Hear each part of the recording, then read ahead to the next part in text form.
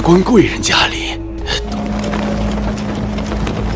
老爷，最近京城里闹鬼，你房里有其他人。 Halo semuanya, selamat datang kembali. Apa kabar kalian semua? Semoga baik-baik saja. Pada video kali ini kita akan membahas spoiler Donghua yang berjudul Tales of Herding Gods. Baiklah, daripada kalian semua penasaran, mari kita mulai saja pembahasan spoiler untuk episode kali ini. Tanpa berbasa-basi lagi, langsung saja kita mulai videonya. Cerita ini berlanjut. Kita diperlihatkan Kinmu yang merendam kaki kakek pincang dan lengan kakek emak ke kuali obat. Kakek apotiker bilang serangga berbisa kecantikan merah tua bisa memakan bagian tubuh yang mati, membuat pemakainya tetap terlihat muda sampai tua. Kinmu bingung. Si pincang menyuruhnya jangan mikir macam-macam, lalu bertanya boleh dipakai atau tidak. Kinmu bilang serangga berbisa kecantikan merah bisa lapar dan memakan daging serta darah sehat. Jadi pemiliknya harus terus memberi darah segar. Ada kisah wanita menguras pria muda untuk memberi makan serangga itu. Si pincang menggigil. Benih disiram air istana naga giok, lalu cepat bertunas. Ia mencoba menyerang tunas dengan teknik dan mudra. Kinmu memakai teknik penciptaan zaman bumi hingga pohon cepat tumbuh dan berbunga pir putih. Ia juga bilang serangga berbisa kecantikan merah dibeli di gudang Akademi Kekaisaran. Dan karena banyak wanita bangsawan memakainya, serangga itu sudah dibuat mandul agar tak berkembang biak. Kinmu terus mengubah mudra hingga bunga pir layu dan buah pir hijau makin besar. Ia bilang tabib kekaisaran membuat pil pembasmi serangga untuk membunuh serangga berbisa kecantikan merah di dalam tubuh. Tapi pil itu sebenarnya ramuan biasa yang dijual sangat mahal. Bahkan gaji sebulan guru kekaisaran Yangkang tak cukup. Si pincang kaget karena Kinmu disebut Taipan tabib kekaisaran. Buah pir matang menguning dan harum. Kinmu melempar beberapa ke kakek Ma dan kakek pincang. Rasanya manis, bikin mereka kagum. Kinmu bilang itu teknik penciptaan zaman bumi dari nenek Si. Tapi si pincang ingat, teknik itu dulu dipakai nenek Si untuk mengumpulkan esensi matahari dan membakar orang. Kinmu pun terkejut karena takut salah mengembangkannya. Matua bilang Kinmu tak salah, ia memakai matahari untuk memberi hidup. Yang menyimpang adalah nenek Si. Kinmu lalu mencampur pir kuning ke ramuan. Serangga berbisa kecantikan merah akan memakan bagian mati di tubuh. Lalu obat memaksa serangga itu keluar tanpa merusak anggota badan. Cara Kinmu bahkan lebih hebat dari tabib kekaisaran Yu, karena ia bisa mengusir serangga itu bersih tanpa meninggalkan racun. Ramuan Kinmu juga melancarkan darah dan membantu lengan matua serta si pincang pulih, lalu bisa dipasang kembali.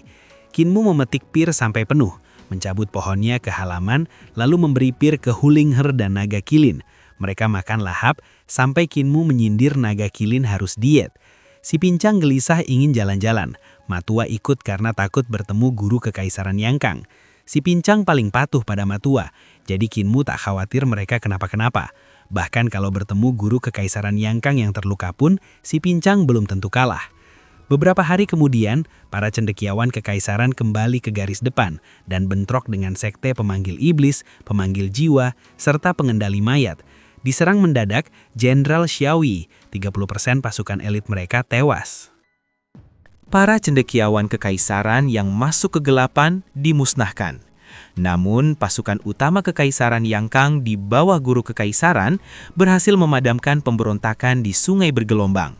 Sementara Jenderal Yu Yuan Chuyun memimpin semua kekuatan membunuh dewa iblis yang dipanggil menuju gerbang dunia bawah. Bupati Lizhou, Yu Yuan Chuyu, menyeberangi sungai dan menghentikan Jenderal Xiaoyi. Jurus pedang matahari terbenam menewaskan banyak pemberontak sampai Xiaoyi mundur dan Lizhou akhirnya tenang. Setelah memeriksa, mereka sadar kerugian besar bahkan beberapa kanselir gugur saat melawan iblis. Para cendekiawan baru kembali ke Akademi Kekaisaran setelah guru kekaisaran pulang, jadi mereka terlambat dari Kinmu. Gu Linwan mengaku salah dan dihukum kaisar. Gajinya dipotong setengah tahun, pangkatnya turun tapi tetap memimpin. Saat menyusun daftar korban, ia mencari nama Kinmu, namun tak ada. Lalu ia pergi menghadap kaisar dan bertemu Qasim pembawa dekrit ke Akademi Kekaisaran. Qasim bilang Akademi Kekaisaran berjasa menumpas pemberontakan, jadi kaisar mengirim dekrit untuk memberi hadiah dan menaikkan kedudukan mereka. Gulinuan kesal karena itu memang tugas mereka, tapi Qasim berkata, ini keputusan kaisar sebagai peringatan bagi yang tak menjalankan tugas dengan benar. Gulinuan merasa ini seperti peringatan untuk dirinya, lalu menyuap Qasim dan pergi ke istana. Di jalan, ia bertemu Qasim lain yang juga membawa dekrit ke Akademi Kekaisaran. Akademi diberi penghargaan dan dipromosikan lagi. Ia kaget, kenapa 2 kali? Dan Qasim menjelaskan, pertama, karena jadi contoh saat yang lain lalai. Kedua, karena berjasa besar menumpas pemberontakan dan berperang di perbatasan selatan. Gulinuan menyelipkan koin ke tangan Qasim sambil pura-pura memuji penghargaan untuk Akademi Kekaisaran. Qasim itu senang, mengiyakan, lalu buru-buru pergi. Qasim bilang Qinmu dipromosikan lagi karena mengobati luka guru kekaisaran, naik jadi bangsawan istana dan diperlakukan seperti kanselir. Bahkan dapat promosi 3 kali sehari. Gulinuan terpaksa menyuap Qasim sambil tersenyum, tapi setelah itu muram karena Qinmu akan setara dengan pangkatnya, sampai ia berpikir nanti justru harus memanggil Qinmu tuan. Gulinuan menghadap Kaisar Yanfeng membawa daftar korban.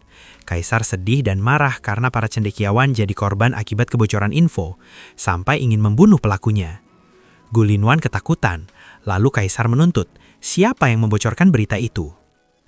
Gulinuan menilai pemberontak tahu persis jadwal kedatangan para cendekiawan, jadi yang membocorkan info bukan mereka, melainkan orang dalam yang merupakan pejabat tinggi. Kaisar Yanfeng setuju dan menyebut lingkaran rapat yang tahu rahasia itu, pejabat puncak, putra mahkota, Situ, Sikong, Adipati, lalu menekan Gulinuan siapa pengkhianatnya. Gulinuan cuma berkeringat dan tak berani jawab. Kaisar Yanfeng menekan Gulinuan karena tak berani menyebut tersangka. Gulinuan berdalih ia lama membeku di dasu jadi tak kenal pejabat, tapi Kaisar murka dan memaksanya bicara. Akhirnya Gulinuan menyebut beberapa guru putra mahkota mencurigakan. Kaisar Yanfeng murka sampai menekan Gulinuan, lalu tiba-tiba menyuruhnya kembali. Kaisar bertanya, hadiah untuk guru kekaisaran yang berjasa besar, tapi katanya sudah tak ada hadiah lain. Gulinuan menyarankan wanita cantik dan uang. Kaisar setuju, hanya takut guru kekaisaran akan menolak. Gulinuan bilang kalau guru kekaisaran benar cerdas, ia pasti mau menerima hadiah. Kaisar Yanfeng tersenyum lalu menyuruh Gulinuan mundur dan berhenti mengganggu Akademi Kekaisaran karena kekuatannya di luar bayangannya dan tiap masalah bikin Kaisar malu. Gulinuan pulang dengan hati panas, merasa direndahkan oleh bocah dari alam 5 elemen, yaitu Qinmu. Kaisar lalu termenung, teringat dulu ia lama jadi putra mahkota dan takut putra mahkotanya sekarang tak mau menunggu selama itu. Di Akademi Kekaisaran, Qinmu menerima 3 dekrit dan naik jadi bangsawan istana peringkat 5. Tapi itu jabatan nyaman tanpa kuasa nyata, karena Kaisar masih curiga ia pemimpin sekte iblis surgawi. Qinmu kaget dan melempar dekritnya. Sementara itu, setelah kembali dari perbatasan selatan, Chen Wanyun dan Si Yunxiang pergi ke lantai catatan surgawi mencari teknik alam 5 elemen. Si Yunxiang bahkan meminjam buku prasasti Qinmu untuk masuk ke lantai 3 dan meneliti teknik di sana. Qinmu menyerap kekuatan penguasa Saturnus hingga berubah jadi manusia ular raksasa, dan 2 gerbang tertutup muncul di punggungnya. Ia sudah menguasai bentuk Merkurius, Mars, Jupiter, dan Venus, tapi Saturnus paling sulit sehingga wujudnya belum sempurna. Saat menjalankan teknik 3 eliksir tubuh penguasa Saturnus, gerbang itu makin jelas, namun tulisannya tetap buram. Cahaya bumi dari langit menguatkan wujud penguasa Saturnus Qinmu, dan ia sadar masih ada transformasi lain hingga muncul penampakan gulungan di tangannya. Gulungan itu buram, tapi bentuknya seperti aksara kuno bergambar matahari, bulan, serangga, dan ikan. Qinmu juga melihat tulisan di gerbang punggungnya mirip dengan aksara pada gulungan, meski tetap tak terbaca. Qinmu heran kenapa guru kekaisaran tak pernah menjelaskan tulisan di gerbang dan gulungan wujud penguasa Saturnus. Tiba-tiba suara jahat di benaknya mengejek. Itu tulisan Yudu. Mustahil orang lemah seperti Qinmu memahaminya. Qinmu panik bertanya siapa dia. Dan suara itu tertawa mengaku pernah meminjam mata Qinmu saat melihat pertarungan guru kekaisaran Yankang. Dan ternyata dia adalah Raja Iblis Dutian. Dan pada akhirnya, Spoiler untuk episode kali ini pun bersambung. Oke, cukup sekian untuk video kali ini dan sampai jumpa di video berikutnya. 房里有其他人，